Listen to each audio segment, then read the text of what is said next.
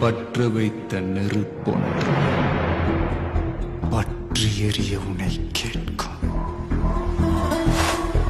நீ விதைத்த வினையெல்லாம் அறுக்க காத்திருக்கும். இந்த டைலாக் இப்போ எனக்கு தான் சூட் ஆகும். ஏன் தெரியுமா? நான் தான் இந்த எஸ்ஏஆருக்கு முத கொளுத்தி போட்டேன் அப்படின்ற பெருமை எனக்கு சேரும். நான் போட்டதுக்கு அப்புறமா தான் இன்றைக்கி பயங்கரமாக பற்றிக்கிட்டு எரியுது. இதுக்கு முன்னாடி அப்படி யாரும் வீடியோ போட்டிருக்காங்களான்னு கேட்டால் சத்தியமாக யாருமே போடலை. நான் தான் இந்த எஸ்ஏஆருடைய ஆபத்து என்ன, மிகப்பெரிய சிக்கல் என்ன அப்படின்றத வீடியோவாக நான் முந்தா நேற்று போட்டேன். நேற்று தளபதி போட்டார். இன்றைக்கி போராட்டம். இன்றைக்கி பார்த்தீங்கன்னா எஸ்ஏஆர் கொழுந்து விட்டிருது தமிழ்நாட்டில். ஏன்னா இதோடைய மிகப்பெரிய சிக்கல் என்ன அப்படின்றத இன்றைக்கி எல்லோரும் உணர்ந்துருப்பீங்க. தளபதி பேசின அந்த வீடியோ பார்த்தோன்னே தெரிஞ்சிருக்கும். கிட்டத்தட்ட ஒரு 3 கோடி பேருக்கு மேலே நேற்று அதை பார்த்து முடிச்சிருக்காங்க. அப்படின்னா இதுதான் தளபதியோட பவர். இந்த எஸ்ஏஆர்னால எவ்வளோ சிக்கல் இருக்குது அப்படின்றத நான் உங்களுக்கு இன்னும் டீட்டெயிலாக எக்ஸ்பிளைன் பண்ண போகிறேன். இதை தமிழ்நாடு பேஸ் பண்ணி இல்லை. இப்போ ரீசெண்டாக பீகாரில் ஒரு எலெக்ஷன் முடிச்சுல, அங்கே என்ன மாதிரியான அழிச்சாட்டியெல்லாம் நடந்திருக்கு அப்படின்றத இந்த வீடியோவில் கொஞ்சம் பார்த்தீங்க அப்படின்னா, ஏன் இந்த எஸ்ஏஆரை தமிழக வெற்றி கழகம் இவ்வளோ வன்மையாக எதிர்க்குது அப்படின்றது உங்களுக்கு புரியும் அப்படின்றதுக்காக இந்த வீடியோ. வாங்க வீடியோக்குள்ளே போகலாம். யாராவது என்னோட சேனலுக்கு இப்போ நீங்கள் ஃபஸ்ட் டைம் வரீங்க அப்படின்னா சப்ஸ்கிரைப் பண்ணிவிட்டு பெல் பட்டனை ப்ரெஸ் பண்ணுங்கள், ஷேர் பண்ணுங்கள், மறக்காமல் உங்களோட கமெண்ட்ஸை போட்டு போங்க. அப்புறம் என்னோட வாட்ஸ்அப் குரூப்பில் வந்து சேரணும்னு ஆசைப்பட்டீங்கன்னா லிங்க் டிஸ்கிரிப்ஷனில் இருக்கும். அதையும் கிளிக் பண்ணி உள்ளே வந்து ஜாயின் பண்ணிக்கங்க.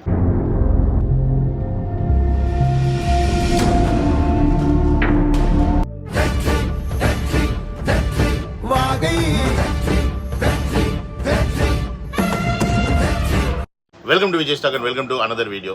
எஸ்ஐஆரோடைய பிரதான அம்சம் என்ன? வாக்காளர் பட்டியலை திருத்தம் பண்ணுறாங்க, அதாவது சீர்திருத்தம் பண்ணுறாங்க.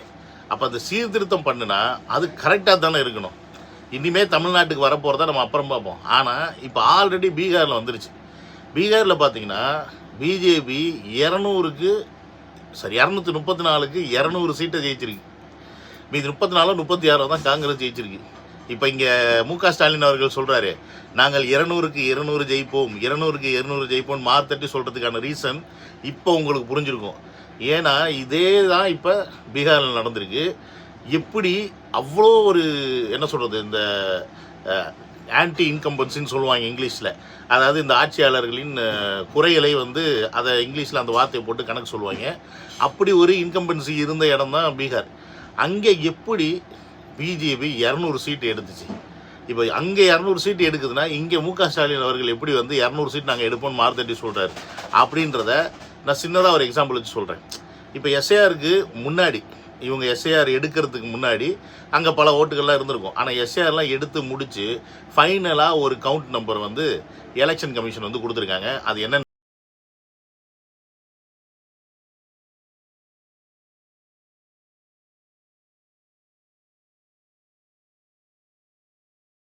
இதில் பார்த்தீங்கன்னா எலெக்ஷன் நடக்கிறதுக்கு முன்னாடி 7,42,00,000 பேர் இருக்காங்க, வாக்காளர்கள் இருக்காங்க அப்படின்னு யார் கொடுத்துருக்கா? எலெக்ஷன் கமிஷனில் கொடுத்துருக்காங்க. ஆனால்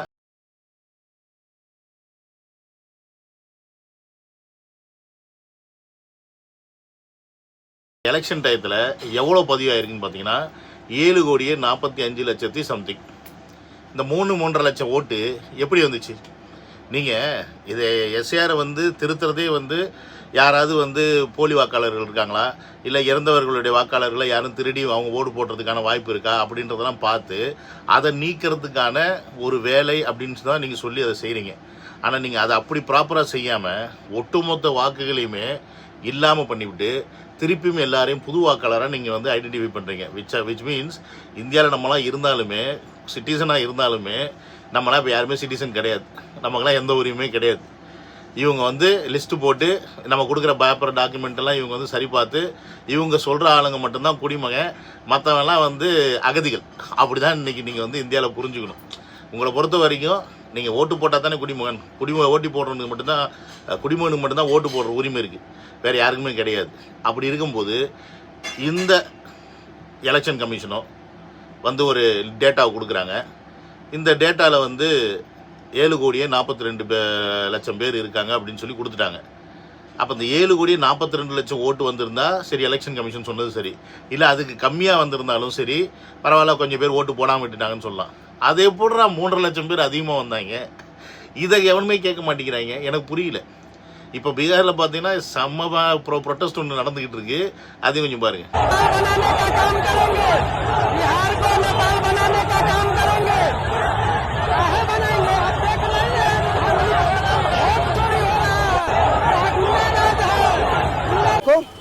यदि नहीं मानती है तो कल से हम लोग पूरे बिहार का 112 के चालक आंदोलन करेंगे। पूरे 112 को बंद कर दिया जाएगा, बाधित रहेगा ड्यूटी से हम। जी मतलब 112 बंद हो जाएगा। जी बंद हो जाएगा कल से।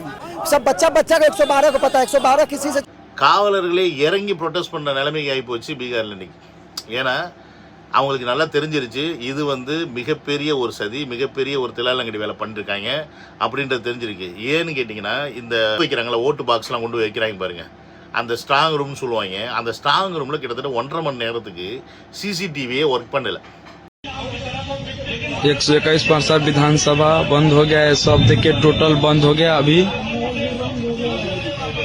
टोटल बंद हो गया।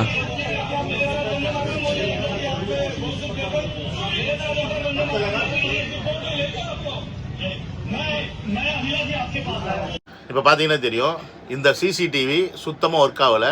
ஏன்னு கேட்டால் டெக்னிக்கல் வேறுனா எதைப்புறா ஒரே நேரத்தில் எல்லா சிசிடிவியும் ஒர்க் ஆகும் 1.5 மணி நேரத்துக்கு. சரி இந்த சிசிடிவி ஒர்க் ஆகலை, இந்த ஓட்டு பெட்டியாவது இருக்கா இல்லையா அப்படின்னு பார்த்தா இந்த ஓட்டு பெட்டி எடுத்துகிட்டு போகிற மாதிரி ஒரு வண்டி ஒன்று போகுது, அந்த வண்டியை லாக் பண்ணி அதை ஓப்பன் பண்ணி பார்க்குறாங்க.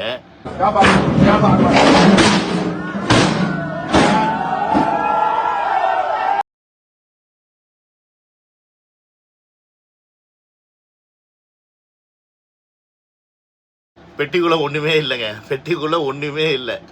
இது வந்து வாக்காளர் பெட்டி எடுத்துகிட்டு போகிற வண்டி, அந்த பாக்ஸ்குள்ளே தான் அந்த மிஷினை வச்சு எடுத்துகிட்டு போகணும். ஆனால் இவங்க என்ன பண்ணுறாங்கன்னு பார்த்தீங்கன்னா அதில் ஒன்றுமே இல்லை.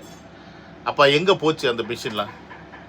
அப்போ இதெல்லாம் வந்து இதுக்கு பேர் தான் ஓட் ஷோர்னு வந்து ராகுல் காந்தி சொல்லிட்டு இருக்காங்க. இப்போ பண்ணுற இந்த ப்ரொட்டஸ்ட் பண்ணுறாங்க இல்லை, நம்ம ஆளுங்க எல்லாருமே வர்றதுக்கு முன் காப்போன்றதுக்கப்புறம் வந்ததுக்கப்புறமா பேசி தான் பிரயோஜனம்.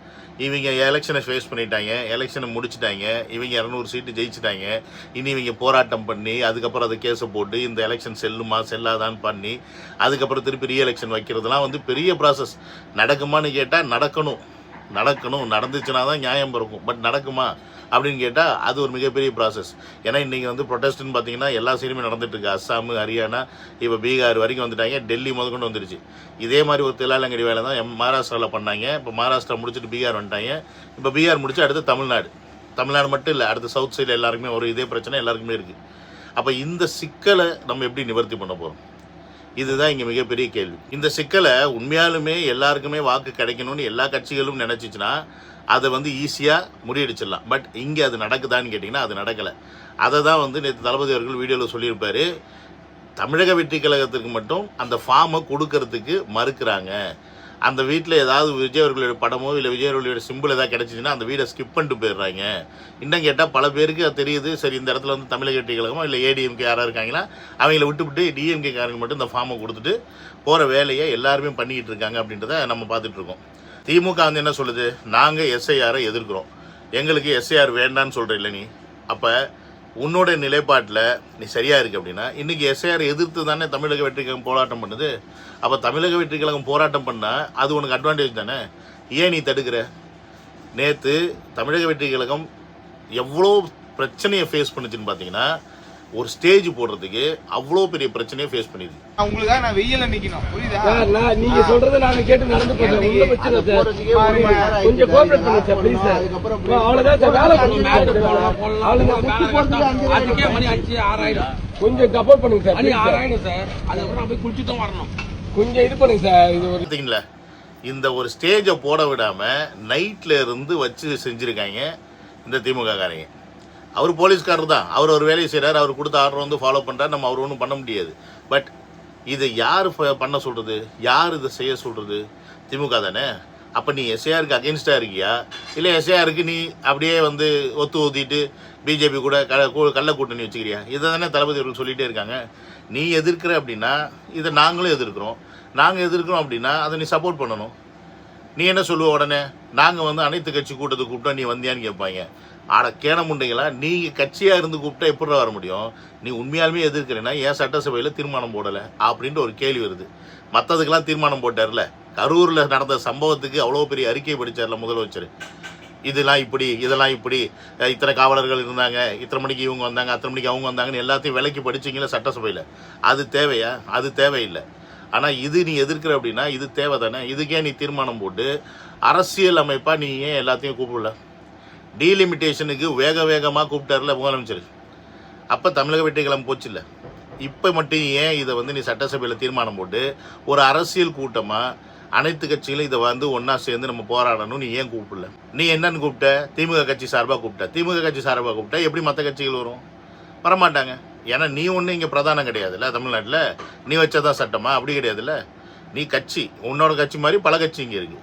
பட் நீ ஒரு அரசாங்கம். இன்னைக்கு முதலமைச்சர் வந்து இன்னைக்கு சிஎம்மாக இருக்காருன்னா அவர் வந்து இன்னைக்கு அரசாங்கம். அவர் வந்து ஒரு அரசாங்கம் மூலிமா சட்டசபையில் தீர்மானம் போட்டு அரசியல் ரீதியாக கூப்பிடுறது தான் ஒரு நியாயமான விஷயம். அந்த நியாயத்தை இங்கே பண்ணுவாங்களான்னு கேட்டால் பண்ண மாட்டாங்க. அதை விட்டுவிட்டு இங்கே தமிழக வெற்றி கழகத்தில் இந்த ஸ்பீச்லேயும் சரி, இந்த லெட்டர்லையும் சரி, இதில் என்ன குறை இருக்குன்னு பார்த்து இந்த குறையை தான் நொன்னாட்டியம் பண்ணிட்டு இருக்காங்க. இதில் கேனத்தனமாக சில பரதேசிங்களாம் உட்காந்துக்கிட்டு எஸ்ஐஆர் எதிர்க்கிறாரு, ஏன் பிஜேபின்னு வாயிலேருந்து வராதா அப்படின்றாங்க. ஏண்டா உங்கள்கிட்ட ஒரே ஒரு நான் கேள்வி தான் கேட்குறேன். உங்களை பெற்ற உங்கள் அம்மா உங்கள் அப்பா, உங்கள் அம்மா வந்து எப்போ பார்த்தாலும் உங்ககிட்ட இவர் தான் உங்கள் அப்பா, இவர் தான் உங்கள் அப்பா, இவர் தான் உங்கள் அப்பன்னு சொல்லிகிட்டே இருக்கணுமா? ஒரு வாட்டி உங்கள் அப்பன்னு சொன்னால் உங்களுக்கு பத்தாதா? அதே தான் இங்கே. எஸ்ஐஆர் யார் கொண்டு வரா? Election commission. எலெக்ஷன் கமிஷன் யாருடைய கட்டுப்பாட்டில் இருக்குது? அது யாருடைய கட்டுப்பாட்டில் இருக்கக்கூடாது சட்டப்படி. ஆனால் யாருடைய கட்டுப்பாட்டில் இருக்குது அப்படின்றது தெரியும். அப்போ பிஜேபி தான் இதுக்கு பின்னாடி இருக்குது, பிஜேபி தான் இதை ஆதரிக்குது. அப்போ எஸ்ஐஆர் எதிர்த்தா அது பிஜேபி எதிர்க்கிற மாதிரி தானே. இதுக்கு என்ன திருப்பி பிஜேபின்னு வாய் விட்டு சொல்லணுமா? இப்போ இங்கே தமிழக அரசுன்னு சொன்னால் தமிழக அரசுனா யார்? எடப்பாடி பழனிசாமியா? முக ஸ்டாலின் அவர்கள் தானே.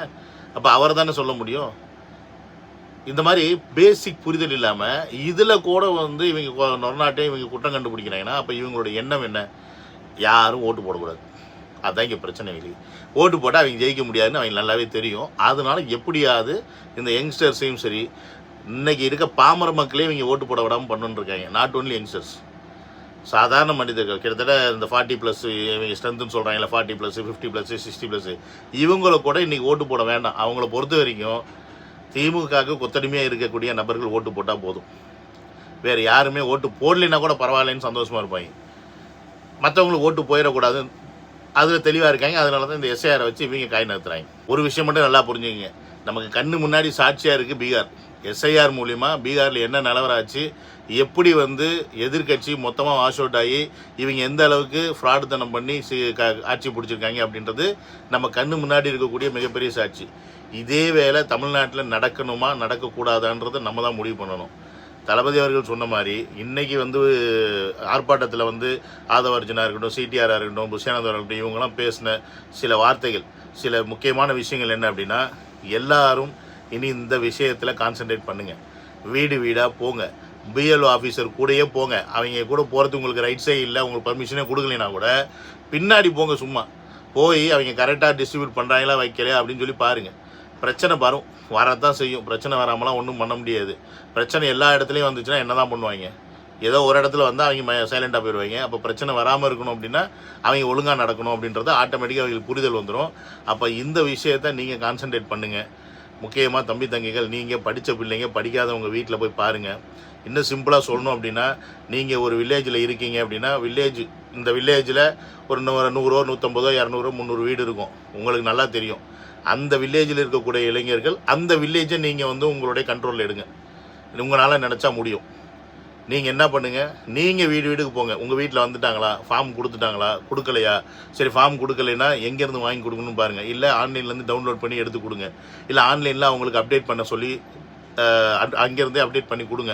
இப்படி வேலையை நீங்கள் அந்தந்த வில்லேஜில் இருக்க இளைஞர்கள், தமிழக வெற்றி கழகத்தை சேர்ந்த இளைஞர்கள் நீங்கள் கையில் எடுத்துக்கிட்டீங்க அப்படின்னா இந்த எஸ்ஐஆர் அப்படின்ற மிகப்பெரிய பூதத்தை ஈஸியாக முறியடிச்சிடலாம்.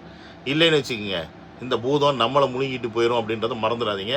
2026 நம்மளை பூதம் முழுங்க போதா, இல்லை இந்த பூதத்தை தமிழ்நாடை விட்டு விரட்டி அடித்து ஓட விட போகிறோமா அப்படின்றத நீங்கள் தான் முடிவு பண்ணணும் அப்படின்றத சொல்லி இந்த வீடியோ இதோட முடிச்சுக்கிறேன். See you in another video. Love you all. Take care. Bye.